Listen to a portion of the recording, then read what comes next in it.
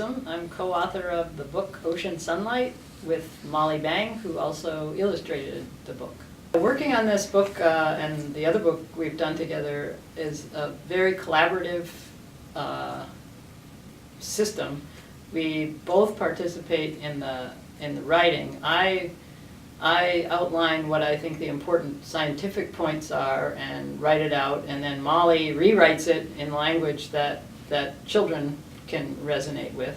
And then we go back and forth, and I correct the science, and then it slowly evolves. For this book, for example, we had 100 versions before it was published. We go over every word and every phrase together. And then Molly does the pictures, but we talk about the thumbnails and the sketches and how they're going to flow. And then after she's painted a picture, I look at it and I say, that doesn't work or this doesn't work, and she reworks it. So all the way through, it's a partnership. And even though sometimes she's living in California and I'm on the East Coast, we Skype every day and interact over it. This particular book about the oceans, the takeaway idea for me, for my mind, is that I want children to understand that there are these invisible plants in the oceans that do as much photosynthesis every year as all the plants and trees that we see on land,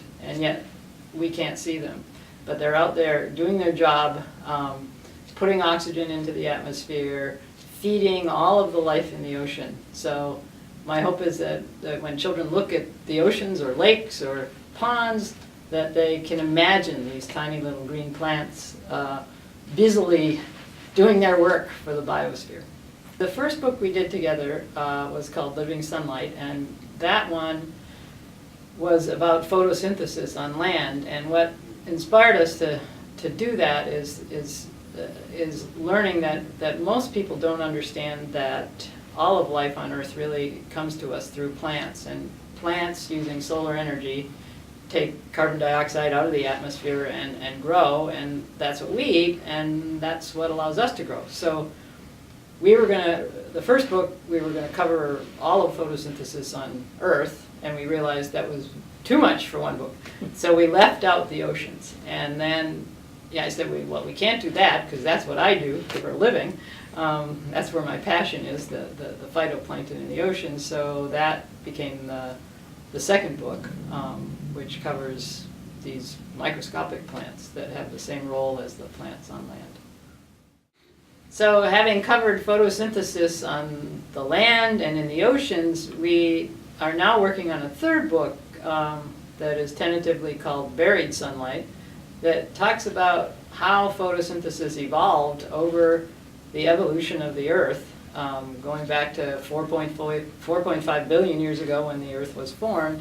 And we're talking about how fossil fuels that we're burning today are really ancient plants that were buried billions of years ago. And then we get into the impact that that's having on the way the Earth works and the climate system.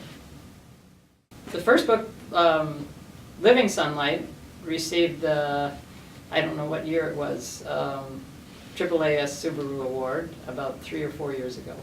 And in terms of my own research, my own honors, this year I was awarded the National Medal of Science, which is the highest honor you can get in the U.S. And what was pleasing to me about that is that they have, in addition to my research and the science that I do, the children's books were recognized as an important part of bringing science to the public.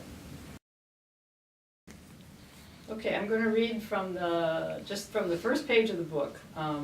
And through the whole series, the narrator of our books is the sun. So this is the sun speaking to the child. Dive into the sea. Now flip over slowly and look up. The water is shimmering with my light. My light. I am your sun, your golden star. All life in the ocean depends on me. So does all life on land.